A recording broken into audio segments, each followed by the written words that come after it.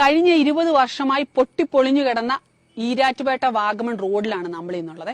അപ്പൊ ഈ ഒരു കാഴ്ച നമ്മൾ കാണിച്ചില്ല, പിന്നെ ആര് കാണിക്കാനാ? അപ്പൊ വീഡിയോയിലേക്ക് പോവാം. ഹായ് ഫ്രണ്ട്സ്, ഞാൻ ജിൻഷ ബഷീർ. ഞാൻ തുടക്കത്തിൽ പറഞ്ഞ പോലെ കഴിഞ്ഞ 20 വർഷമായി, പതിറ്റാണ്ടുകളായിട്ട് വളരെ മോശമായിട്ട് പൊട്ടിപ്പൊളിഞ്ഞു കിടന്ന റോഡിൽ നിന്നിട്ടാണ് ഞാൻ നിങ്ങളോട് സംസാരിക്കുന്നത്.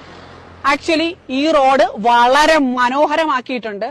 സാധാരണയായിട്ട് ഈരാറ്റുപേട്ട വാഗമൺ റൂട്ടിലിരിക്കുന്ന റിസോർട്ടുകൾ നമ്മൾ ഷൂട്ട് ചെയ്യാൻ വരുമ്പോൾ വരുന്ന പ്രശ്നം എന്താണെന്ന് വെച്ച് കഴിഞ്ഞാൽ, റിസോർട്ടിൽ നിന്ന് ആദ്യം വിളിച്ചു പറയും, ജിൻഷ ഈരാറ്റുപേട്ട വഴി വരല്ലേ, കുട്ടിക്കാനം വഴി കറങ്ങി വരാം.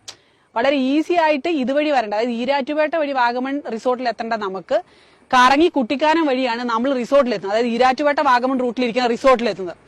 ഈരാറ്റുപേട്ട വാഗമൺ റൂട്ടിലുള്ള എല്ലാ ആളുകൾക്കും അറിയാവുന്ന ഒരു കാര്യമാണ് പതിറ്റാണ്ടുകളായിട്ട് ഇത് മോശമായി കിടക്കുക എന്നുള്ള കാര്യം.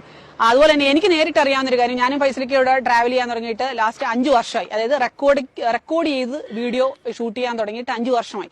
ഈ 5 വർഷത്തിനിടയ്ക്ക് വാഗമണ്ണിൽ നമ്മൾ ഈരാറ്റുപേട്ട ഒരു ഒറ്റ തവണ വന്നിട്ടുള്ളൂ. കാരണം അന്നത്തോടുകൂടി മതിയായി, കുട്ടിയെ കൊണ്ടൊന്ന് ട്രാവൽ ചെയ്യാൻ പറ്റത്തില്ല, ഭയങ്കര ബുദ്ധിമുട്ടായിരുന്നു, ടയേർഡ് ആകുമായിരുന്നു, റോഡിൽ നിന്ന് വണ്ടി മൂവ് ചെയ്ത് അങ്ങ് എത്താൻ തന്നെ വളരെ താമസിക്കുമായിരുന്നു. അങ്ങനെ നമ്മൾ കുട്ടിക്കാനം വഴിയാണ് സ്ഥിരം വന്നുകൊണ്ടിരുന്നത്. ഇപ്പൊ റിസോർട്ടിന് നമ്മളെ വിളിക്കുമ്പോൾ പറയുന്നത് ധൈര്യപൂർവ്വം ഈരാറ്റുപേട്ട വഴി തന്നെ വരാനാണ് പറയുന്നത്. അപ്പൊ ഏതൊരു പാർട്ടി വികസനം കൊണ്ടുവന്നാലും അത് നിങ്ങളുടെ മുന്നിലേക്ക് ഞങ്ങൾ പ്രസന്റ് ചെയ്യും. നിങ്ങൾ അറിയേണ്ട കാര്യങ്ങൾ നമ്മൾ അറിയിക്കും. കാരണം എന്താണെന്ന് വെച്ച് കഴിഞ്ഞാൽ, പലപ്പോഴും പല